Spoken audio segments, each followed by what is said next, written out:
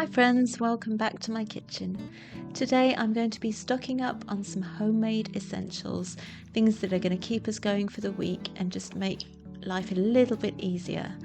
So I do like to do this periodically, not every week necessarily, but fairly often I will stock up on a few different things that we like to have on hand in our fridge.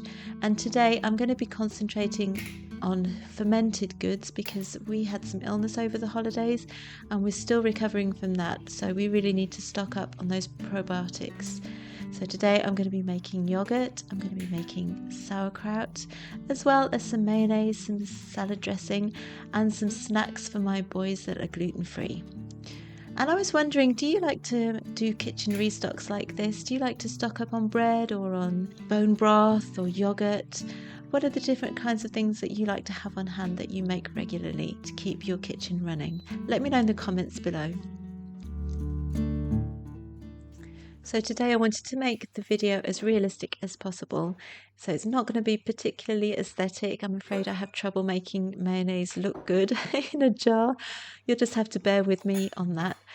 The other thing that I'm going to be doing is swapping between different preparations. So you saw me start the yogurt earlier on, and now I'm on to some gluten-free savoury bites, and I'll be going back to the yogurt periodically and making the mayonnaise and the salad dressing, and I'm just doing this while I'm in the kitchen. It took me about an hour to get it all done, and I'm flitting between one preparation and another, but hopefully you'll get the idea and I'll be able to explain exactly what I'm doing as I go along.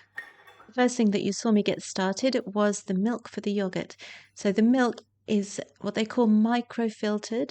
So it acts like raw milk, which means that I have to heat it up to about 82 degrees Celsius before I can make yogurt with it, just to kill off the bacteria that would be in competition with the yogurt starter that I'm going to be using.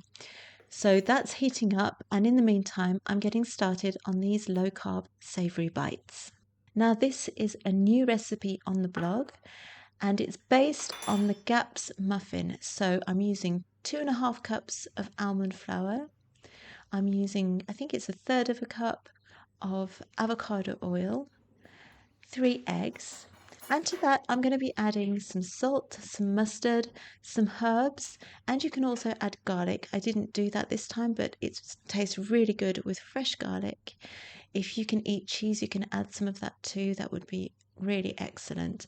So this is a great little snack. It goes really well with eggs, with soup, with salad, or just on its own as an after-school snack or as part of a lunchbox. We're enjoying this recipe. Even those of us that are not on a specific diet enjoy eating these. They're so tasty. That mustard gives it an almost cheesy flavour. I can't really explain why, but they are so good. It's really worth giving it a go.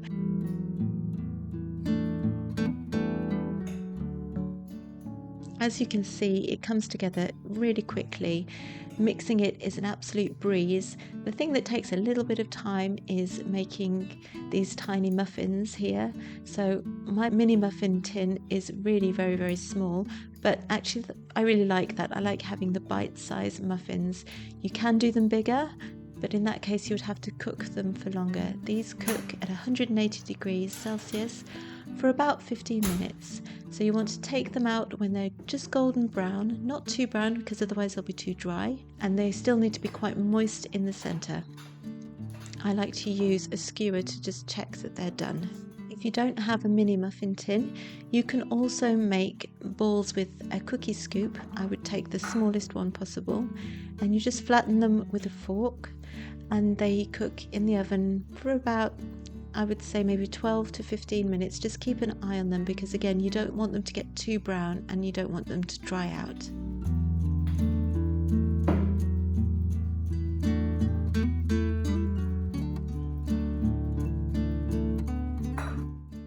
I'm just checking the temperature here for my milk, for my yogurt.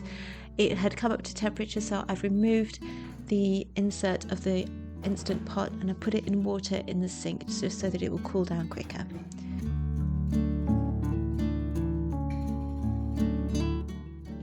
Now I'm on to my homemade mayonnaise, which I've made on this channel before, so you might have already seen this recipe. It's so easy, it's really quick, and it's absolutely delicious. All you need is a whole egg, 250 milliliters of avocado oil or any oil that you prefer, 2 teaspoons of mustard, a tablespoon of apple cider vinegar, and half a teaspoon of salt.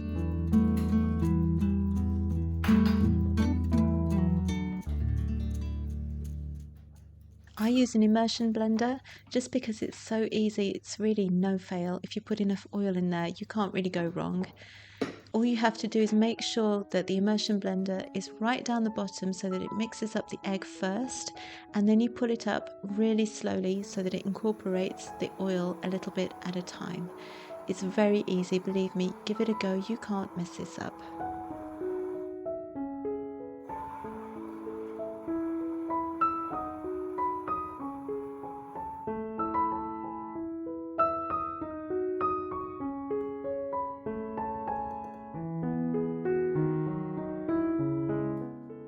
And there you have it. It's as simple as that, homemade mayonnaise in just a few minutes. And this will keep in the fridge for about 3 days.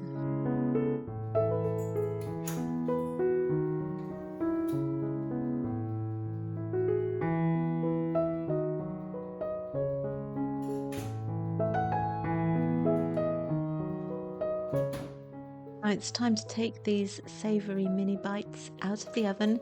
I'm checking them with a skewer. They seem to be cooked through, so they can sit and cool until I'm ready to put them in an airtight container. And these will keep in an airtight container for about 7 days, so you can really make them once a week and then have them on hand for lunches all week.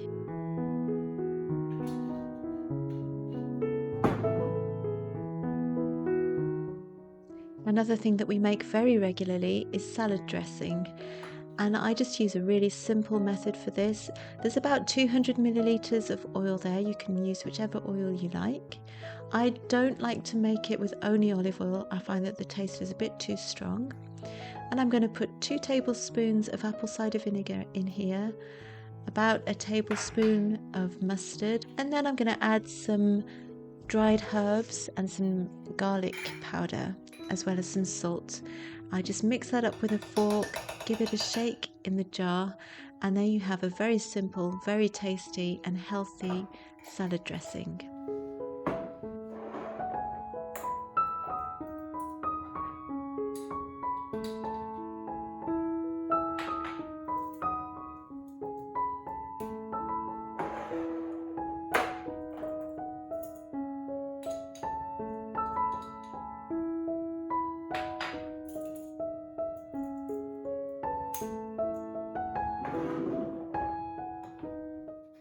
And don't forget, I will be linking all of these recipes in the description box below, and I will put the ingredients for this salad dressing down there too.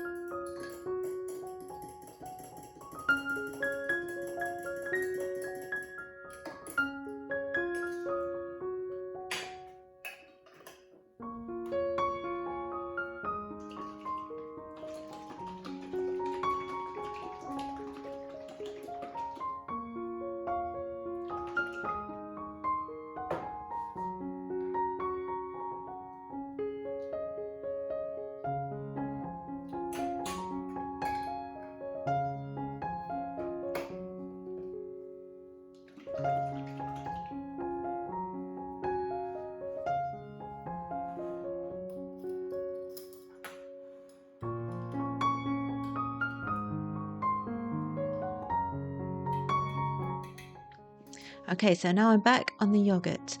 As I said before, I've heated up the milk to 80 something degrees Celsius, and I've cooled it down to about 42 degrees Celsius.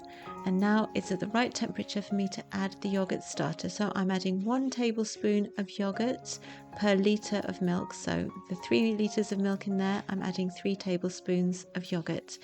I'm giving it a good stir. and I'm going to put it on the Instant Pot yogurt setting for 12 to 15 hours. I usually go for 15 hours, but because it was getting on a little bit in the day, it was more like 12 hours this day. And I always take the seal off because I find that that seal has a really strong smell to it since I've been cooking meat and bone broth in there. And that just gives a funny flavour to the yogurt. So I always take it off. You don't need it because it doesn't go under pressure. So just make sure you take it off when you use it. And if you don't have an Instant Pot, you can make yogurt in a yogurt maker or even just in the oven with the light on. And I've got recipes for those over on the blog if you're interested.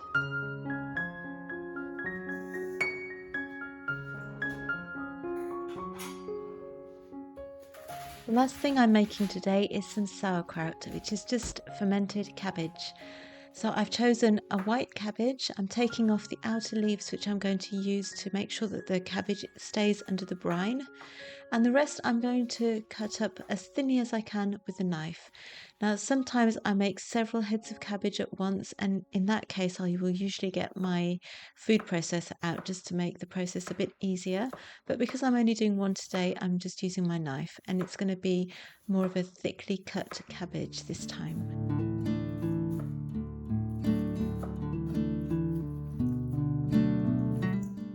I put the cabbage in a bowl and 1 tablespoon of sea salt per head of cabbage. Then I'm going to just massage it, let it sit for 5 minutes and then massage it again. Then I'll be putting it into a jar, pressing it down as much as I can to make sure that the brine is released and covering the cabbage. Then I'll put one of those leaves on the top of there, press it down again and finish it off with a fermenting weight. And that will sit out on my counter for about a week before I put it in the fridge, and we'll just eat it a little bit at a time. Now, not everybody in my family likes fermented cabbage. I do, I love it. And I'll put it in soups and as a side to eggs and other things. But I'm trying to get them used to it and just giving them a spoonful every time. It's so good for them. I'm trying to really encourage them to eat more probiotics. So if you've got any other ideas of other vegetables that are really good to ferment, leave me a message in the comments. I'd be really grateful to have some suggestions for this that my children might enjoy a little bit more.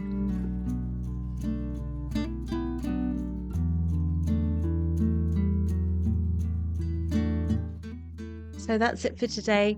My little kitchen restock is done. We've got what we need in the fridge for the week. I hope I gave you some ideas and inspiration for different things that you could stock up on to make your life a little bit easier. If you enjoyed this video, don't forget to like and subscribe and leave me a comment to let me know what you're making in your kitchen this week. I'll see you next time for more homemade food from scratch, allergy-friendly meal ideas, and lots of sourdough. Bye!